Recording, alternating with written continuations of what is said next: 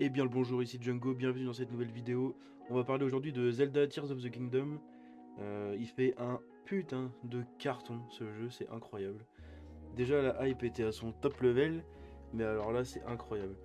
Je l'ai pas testé, j'ai pas de Switch, et je suis pas du tout le public visé pour ce genre de jeu. Mais par contre j'admire vraiment le boulot qu'ils ont fait là-dessus. Et là, on va le voir dans l'article de Kotaku. En fait, c'est incroyable ce qui se passe avec ce jeu. Déjà, c'était incroyable ce qui s'est passé en 2017 avec le premier Breath of the Wild. Mais alors là, c'est incroyable. C'est un truc de ouf. Les critiques de Zelda Tears of the Kingdom disent que c'est encore mieux que Breath of the Wild. La suite du jeu de Nintendo Switch reçoit des tas d'éloges, même si c'est une formule plus familière cette fois-ci. Les critiques de The Legend of Zelda Tears of the Kingdom sont enfin là et elles sont aussi brillantes que vous vous y attendez. Suite à l'un des jeux les plus appréciés de tous les temps, on dirait que le plus grand jeu de l'année de Nintendo fait tout ce dont il a besoin et plus encore, même s'il ne peut pas tout à fait raviver la magie de l'expérience de Breath of the Wild pour la première fois. Ça c'est sûr, c'est comme tout et n'importe quoi dans la vie, on n'a qu'une première fois. Hein. Et là, c'est vrai que Breath of the Wild quand il était sorti, il avait fait un sacré carton. Hein. Vraiment un sacré carton, il avait retourné un peu le monde du jeu vidéo. Et j'ai l'impression que celui-là va faire pareil. Hein. Déjà quand on voyait les nouvelles aptitudes, là où on peut combiner des objets, etc. Enfin c'est incroyable. C'est incroyable la liberté que ça offre. Sorti le 12 mai sur Switch, Tears of the Kingdom pourrait être le dernier grand blockbuster pour l'hybride portable avant l'arrivée d'une nouvelle console. Et certains critiques l'appellent en envoi approprié pour l'appareil. Oula, la phrase un peu chelou avec la traduction. Hein. Le consensus initial semble être que le jeu s'étend et s'améliore sur Breath of the Wild à bien des égards grâce à sa nouvelle mécanique d'artisanat complexe et à sa carte tentaculaire qui emmène Link du sous-sol profond à haut dans les nuages. On a vu, il y a une capacité qui permet de traverser le décor, peu importe où vous êtes, en l'air. Genre ça vous emmène en l'air. Vous êtes dans une cave, vous l'utilisez, pouf, vous vous retrouvez en haut. C'est incroyable. Même s'il s'agit fondamentalement d'une continuation du jeu précédent, il ressemble toujours à un nouveau jeu.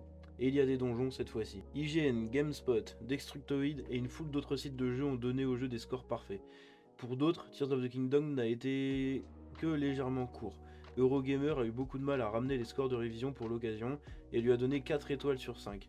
Tears of the Kingdom a actuellement un score métacritique de 96, juste un point en dessous de celui de Breath of the Wild. Et au début, il était à 97. Et en fait, il y a eu une critique, une review qui a pop à 60 sur Metacritic, et ça l'a fait redescendre à 96. Il est quand même derrière le premier jeu, quoi. C'est ouf. Hein. Certaines des principales critiques semblent se concentrer sur les contrôles complexes du jeu, qui faisaient encore trébucher certaines critiques tard dans le jeu. J'ai souvent jeté une arme de valeur sur un mur de grotte au lieu de la plante brillante collante que je voulais, a écrit Kesa McDonald dans The Guardian. Le doublage élargi semble également être une source de division, Games Radar disant qu'il se sentait trop détaché du drame et du monde dans l'ensemble dans certains cas. On peut avoir l'impression que les acteurs ne connaissaient pas vraiment le contexte de ce qu'ils disaient, avec de longues pauses entre chaque ligne et une qualité efforcée qui m'a souvent fait sortir de scènes par ailleurs percutantes. Et qu'en est-il de la performance? La Switch a maintenant plus de 6 ans et a eu du mal avec les récents jeux en monde ouvert comme Pokémon Scarlet et Violet. Bon ça c'est les jeux qui étaient mal optimisés, c'est pas la console. Et Xenoblade Chronicles 3. Bon non, pour ça il marchait bien apparemment lui, non? Jusqu'à présent on dirait que Tears of the Kingdom a l'air et joue très bien la plupart du temps et ne souffre que de baisse de fréquence d'image ou d'autres ralentissements pendant les moments où des tonnes d'ennemis ou d'effets sont à l'écran à la fois. En même temps, voilà, la Switch elle est vieille, vous avez quand même un jeu bac à sable énorme, donc c'est sûr qu'à des moments il va quand même y avoir quelques ralentissements. Hein. Après ce sera corrigé etc je pense, mais bon, il a l'air quand même vachement propre pour la sortie. Hein. Apparemment il ne fonctionne pas trop mal non plus en mode portable, ce qui est un soulagement à entendre. Les propres impressions pratiques et la couverture de Kotaku commenceront dès le lancement du jeu à minuit. D'ici là, voici ce que tout le monde dit à propos de Tears of the Kingdom et jusqu'à présent. Et là donc il cite plusieurs reviews, mais on va faire mieux, on va directement aller sur le site de Metacritic pour voir justement cette note. Alors si je retourne là-dessus, voilà, on peut voir qu'il est à 96. C'est incroyable quand même. 96. Et Breath of the Wild donc est à 97. Donc au début, vous voyez, il y a beaucoup de notes du perfect, quasiment, 98, 95. Et puis là, paf, il y a une note qui a pop à 60. Et ça l'a fait redescendre. Il y a que du vert, 84 reviews en full vert et une en orange. C'est un truc de ouf. Et là on peut voir après les autres jeux justement qui sont toujours très très bien classés. Mais là Nintendo va faire un gros carton. Et je pense qu'à mon avis les mecs sont déjà en train de fêter ça dans leur bureau. Hein.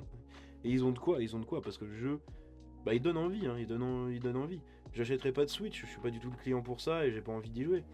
Mais c'est vrai qu'il y a des moments où on se dit putain on aimerait bien tester en fait pour se faire notre propre aventure quoi, c'est incroyable. Bon voilà, c'est tout ce que j'avais pour aujourd'hui. J'espère que la vidéo vous a plu. Si c'est le cas, vous pouvez vous abonner, lâcher un like. Vous pouvez me suivre aussi sur Twitter, le lien est dans la description. Je vous dis à la prochaine, c'était Django. Ciao.